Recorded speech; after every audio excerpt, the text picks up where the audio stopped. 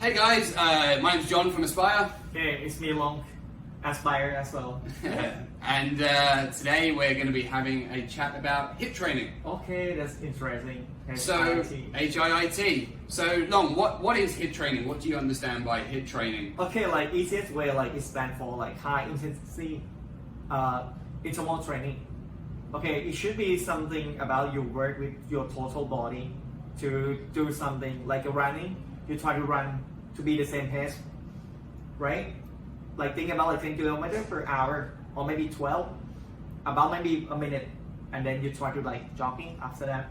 Yeah, so it's intervals, high intensity intervals. So we're looking at a period of high intensity, then either slowing down or a complete recovery with the goal of trying to maintain that high intensity all the way through. Yes. And the main reason we're doing this is to train our anaerobic energy system. Yes. Yep. And we have two different energy systems that we're trying to hit in the anaerobic state. So we have our ATP system and we have our glycolysis system.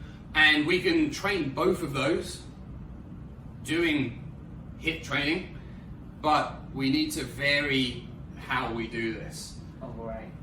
So let's have a look first of all at the ATP system. So maybe Long, just give us a little bit of information about the Atp Pc Energy System. Think about like something you'll be able to push your maximum force, but it's like a super short time. Think about when you drive a car, you have like a nitrous gas. It's only spent about from 0 to maybe maximum 10 seconds, and that's all you have. It's like a gas. Whoop. Absolutely, yeah. So it's our energy system operates for about 10 seconds and produces maximal force. Yes. Now, when would we use that in the gym? What sort of examples in the gym would that be? Think about like when we do any like power exercise, or maybe like I asked maybe like John, okay, we're gonna do a challenge like 1 RM max. We try to find out our deadlift with our maximum load. Yep. So 1 rep maxes, or even like max blast that we love on the assault bike, something like that, sort of real high intensity sprints. But as we say, because it's maximum intensity, probably only up to sort of 10 seconds will be like short duration. Exactly. And then rest is also important. Wow, pretty important. Also, why some people like do it like unrealistic, like okay, you can do 1 rep max, but you just like rest. I give you only like 30 seconds, right? It doesn't make sense at all. No, not enough time to recharge that ATP. And what time do you like prefer for your client, John? Like when they do like any 1 rep max? Yeah, so working towards 1 rep maxes, I'm actually pretty relaxed on this, right? I tell them they've got to rest until they're fully recovered. Yeah, now, that makes sense. Yeah, I mean, full recovery, and that varies from person to person, but textbook-wise, they normally say sort of a 1 to 10 work-rest ratio. Something like that is what's needed to fully recharge your ADP. So if you're thinking, you know, a 1 rep max deadlift, you're probably looking at, I would say, at least 2 to 3 minutes of recovery. If you're really truly operating at your like maximum my intensity. experience, like I spend about like 2 to 3 minutes, but sometimes like maybe spend longer than that. Depends on your like situation.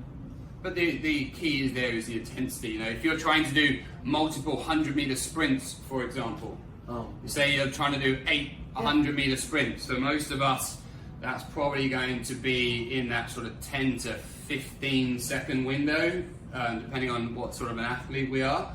And then, you know, you're probably again looking at sort of 3, 4, 5 minutes rest in between each of one of those sprints. Agreed. Cool. The other energy system? Okay, like it's a glycolysis, like when we talked before. So like, is this a main role when we like use this system for our training, like in the gym? Yep. Right? Most of our training in the gym that we do here is of our glycolytic system. So if you think you're doing 8 to 12 reps of a lift, it's taking you around about 40-45 seconds. And glycolytic system is our main contribution system from anything from after that 10 seconds through to around about 2.5, 3 minutes.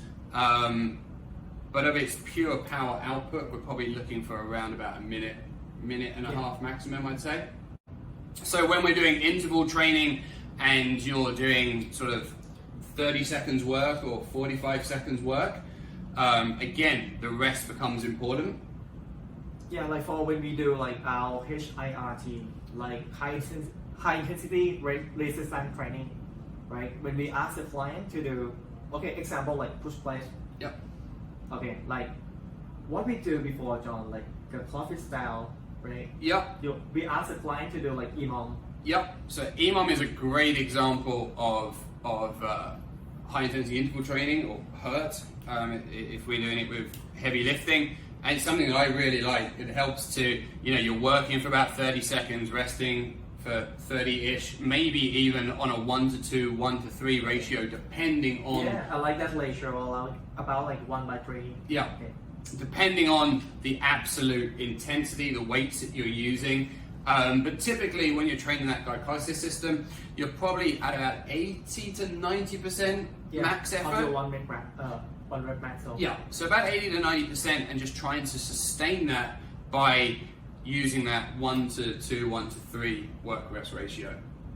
So guys, I hope that helps. Talking a little bit about HIIT training, making sure you're working at high intensity, making sure that you're getting the recovery that you need to maintain that intensity as you go through the workout.